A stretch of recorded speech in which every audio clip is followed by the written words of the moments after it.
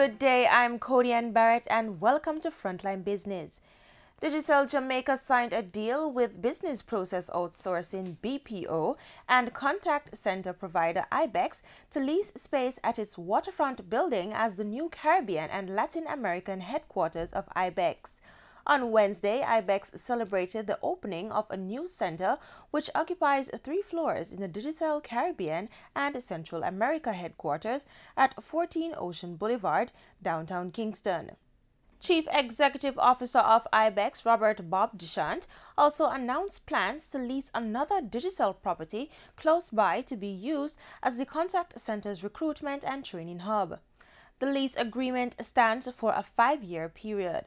Finance Minister Audley Shaw says market research shows that nearly 11,000 jobs will be created in the business processing outsourcing BPO sector by the end of the first quarter of this year.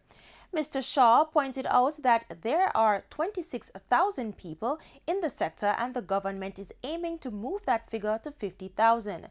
The finance minister adds that more training is needed in this area as the BPO sector is expanding at a fast rate. So what we have done is to combine our training agencies, HEART and NTA, merge it with the Jamaica Foundation for Lifelong Learning and the National Youth Service to target training 17,000 persons by the end of this year. Many of them will go to the BPO sector. JAMPRO, through its market research, has projected 10,000 or almost 11,000 new jobs will be created in the BPO sector by the end of March. And we must have the skill set to support the industry to ensure its continued growth. And the finance minister said there has been a further reduction in Jamaica's debt to GDP.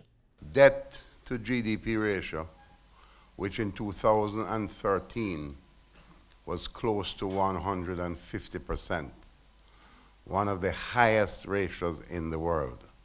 We are now, by the end of March of this year, our debt to GDP ratio will be down to 107.1%.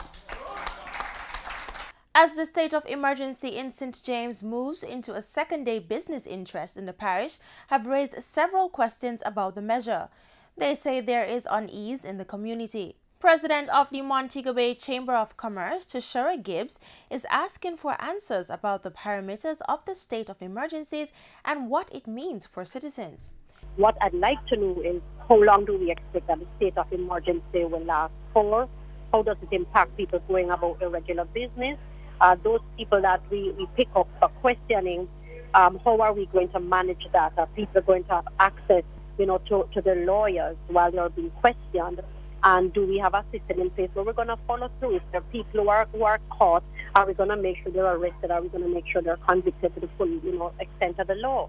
And, there's just lots of question marks for me at this stage. Finance Minister Audley Shaw is warning against the practice by some persons of hoarding the US dollar.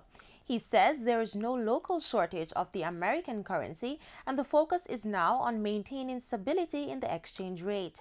Mr. Shaw was speaking against the background of a revaluation of the Jamaican dollar against the American currency. The problem sometimes is just people who hoard foreign exchange in the hope that the dollar will devalue and then they go make a killing on it. We all need to settle down.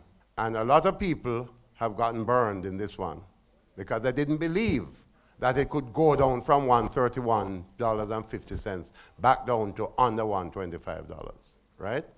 So my word to them, be warned, okay? That we just need to settle down, have a stable exchange rate, which becomes part of how we build a competitive economy.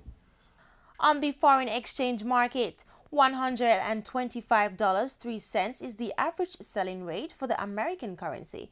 The Canadian dollar is being sold for $98.83, while it's costing $172.85 for the pound sterling and $153.75 for the euro. In Friday's trading session, the JSE Combined Index declined by 29 points to close at 290,594, Overall market activity resulted from trading in 44 stocks, of which 19 advanced, 14 declined, and 11 traded firm. The junior market index declined by 0.73 points to close at 2,697.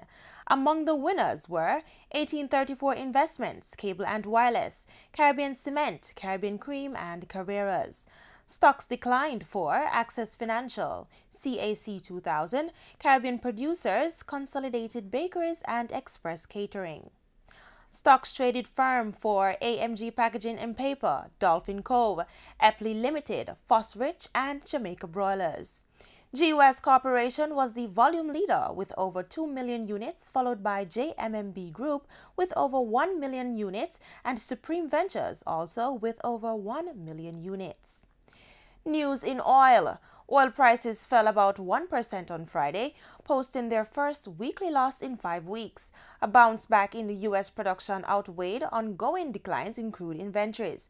Brent crude futures fell 70 cents or 1% to settle at $68.61 a barrel. U.S. West Texas Intermediate crude futures ended Friday's session down 58 cents at $63.37 a barrel. Both benchmarks posted a weekly loss of more than 1%. And that's it for Frontline Business. I'm Cody Ann Barrett. Regional stories are next after the break.